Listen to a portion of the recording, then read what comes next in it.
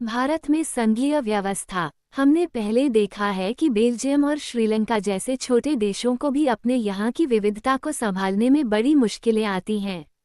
सोचिए कि भारत जैसे विशाल मुल्क में ये काम कितना मुश्किल होगा, जहाँ बहुत सी भाषाओं, धर्मों और क्षेत्रों के लोग रहते हैं। हमारे देश में सत्ता की साझेदारी की क्या व्यवस्था है? आइए संविधान से ही शुरुआत करें। एक बहुत ही दुखद और रक्तरंजित विभाजन के बाद भारत आज़ाद हुआ।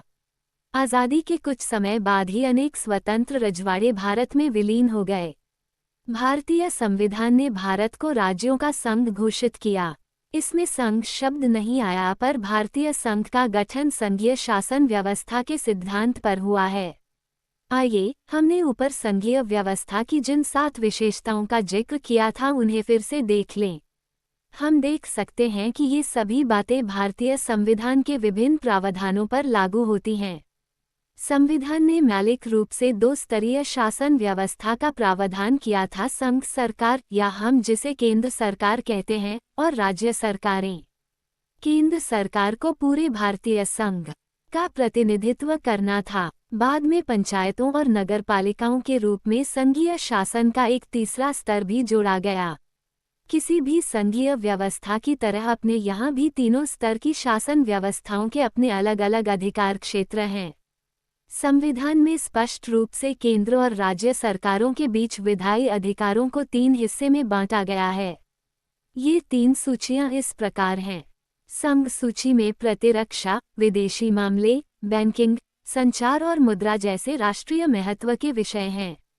पूरे देश के लिए इन मामलों में एक तरह की नीतियों की जरूरत है।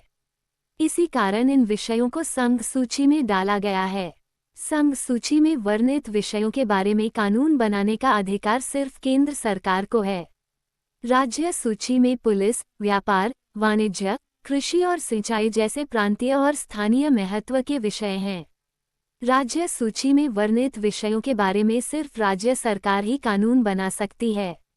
समवर्ती सूची में शिक्षा, वन, मजदूर संघ, विवाह, गोद लेना और उत्तराधिकार जैसे वे विषय हैं जो केंद्र के साथ राज्य सरकारों की साझी दिलचस्पी में आते हैं।